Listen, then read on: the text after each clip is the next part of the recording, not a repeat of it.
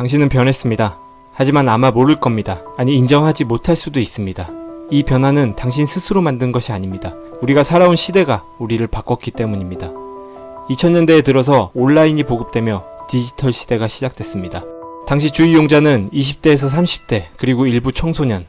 대부분은 현실과 온라인의 관계를 구분짓지 않았고, 온라인에서의 태도는 현실에서의 태도와 다르지 않았습니다. 온라인은 사회 진화와 공론장의 가능성을 넓히는 도구로 여겨졌고, 세상은 권력자들에 맞서 온라인 실명제를 반대하며 그 공간을 지키려 했습니다. 하지만 2010년 스마트폰이 보급되며 상황이 바뀌었습니다. 모두가 시간과 장소에 구애받지 않고 언제나 스크린을 쳐다보기 시작했습니다.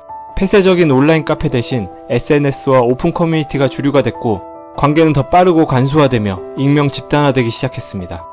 90년대 중반 이후 출생자는 성장기부터 온라인과 스마트폰을 쥐고 자랐습니다. 현실 관계보다 온라인을 먼저 접했고, 온라인을 통한 변형된 관계에 일상적으로 노출되며 성장했습니다. 어떤 인류학자는 이들을 보고 포노사피엔스가 출현했다고 이야기하기도 합니다. 성장기 SNS 사용에 대해 해외에서는 우울감 증가와 범죄 노출의 위험 등을 이유로 미성년자의 사용을 제한하는 국가가 늘어나고 있습니다. 한국에서는 2020년 이후 20대에서 30대의 만성질환 통계의 1위를 우울증이 차지하고 있고, 10년 만에 그 비율은 3배나 늘었습니다. 더 심각한 건 인지체계의 변화입니다. 성장기에 SNS와 커뮤니티에 몰입하면 뇌 가소성에 영향을 미쳐 감정 처리 능력이 떨어지고 사회성 발달이 저해되는 등 뇌 전반의 인지 기능을 변화시킨다는 연구 결과들이 나오고 있습니다. 주의력 단축은 맥락 이해를 거부하게 만들고, 감정 반응에 과민하는 전전두엽의 이성적 이해보다 편도체의 분노, 혐오, 조롱을 더 빠르게 작동시킵니다. 즉각적인 반응에 익숙해진 뇌는 구조적 이해보다 당장의 유불리에 먼저 반응하게 됩니다. 여기에 양육 방식의 변화도 겹쳤습니다. 자녀들의 작은 좌절과 갈등조차 차단하고 고유의 정체성을 과도하게 존중받으며 자라게 한 세대는 감정 조절력, 비판 수용력, 좌절 내성이 낮아지고 자기 중심적 사고가 강화됐습니다. 여기에 디지털 환경은 개개인에게 복잡한 설명보다 빠른 분노와 감정적 확신으로 보상합니다. 우리의 뇌는 보상받는 회로를 더 많이 활성화하며 점점 분노와 감정적 확신에 더 쉽게 반응하게 됩니다. 중요한 건 이 변화가 특정 세대에 국한되지 않는다는 것입니다. 성장기부터 디지털 세대를 살아온 세대뿐만 아니라 모든 세대에 걸쳐 정도의 차이를 두고 일어나는 변화입니다. 청년층은 온라인의 익명 집단 정체성과 자신을 동일시하고, 중장년층을 넘어 노년층조차 카톡과 유튜브 가짜뉴스 링크로 관계하고 분노하며 각자 고립됐던 존재를 증명하는 시대가 되었습니다. 이미 우리는 레거시 미디어와 종이책의 맥락을 설명하는 긴 문장이 아니라 SNS와 커뮤니티의 짧고 즉각적인 댓글의 감정과 유튜브의 쉽고 빠른 영상으로 세상을 이해합니다. 모든 세대가 각자의 알고리즘 속에서 다양한 의견 대신 우리 편과 상대편을 결집합니다.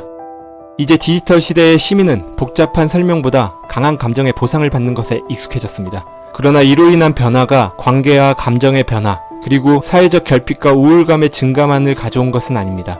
우리 사회의 변화와 미래를 결정해야 할 정치의 변화까지 가져왔습니다. 대다수 정치 세력과 시사 유튜버들은 원초적 분노만을 이용해 정치, 경제적 이익을 취하는 구조로 진화를 마쳤습니다. 정치에 참여하는 시민 다수는 더는 개인의 연합이 아닌 군중 정치로 변모해 가고 있습니다. 온라인을 통한 즉각적인 반응과 익명 집단성은 더 이상 사회적 문제 해결이나 각자의 삶을 존중하기 어렵게 만들었고, 극단적인 사례를 동원하거나 극단적으로 보이게 만들어 참교육을 하거나 조롱하는 것에 몰두하고 있습니다. 이제는 사회 구조적 문제 제기를 통한 수기와 토론이 아닌 다수의 힘으로 서로가 서로를 감시하고 억압하는 원초적 민주주의만 작동합니다. 대한민국을 포함한 전 세계에서 노년층만이 아닌 당장 청년층부터가 구구 정치인과 구구 정당을 지지하는 경향이 10여 년 사이에 급격하게 증가했고, 거기에 맞선 포퓰리즘 정치 또한 득세하고 있습니다. 우리 사회가 아무런 문제의식 없이 문명의 발전을 누리는 동안 청년층은 더 취약한 양상을 보이고, 중장년층도 각자의 진영으로 나뉘어 똑같이 정치와 사회를 경마식으로 소비하는 전 세계적 흐름 안에 있습니다. 이는 특정 세대만의 문제가 아니라 사회 진화 전반에 걸친 비틀림에 가깝습니다. 결국 디지털 시대에 접어들며 기술은 진보하지만 인간은 퇴보하는 특이점에 도달한 것은 아닐까요? 우리도 당신도 모두 이 흐름 속에 있습니다. 혹시 당신도 이 변화를 문제라고 생각하십니까? 이상한 이상이었습니다. 이상입니다.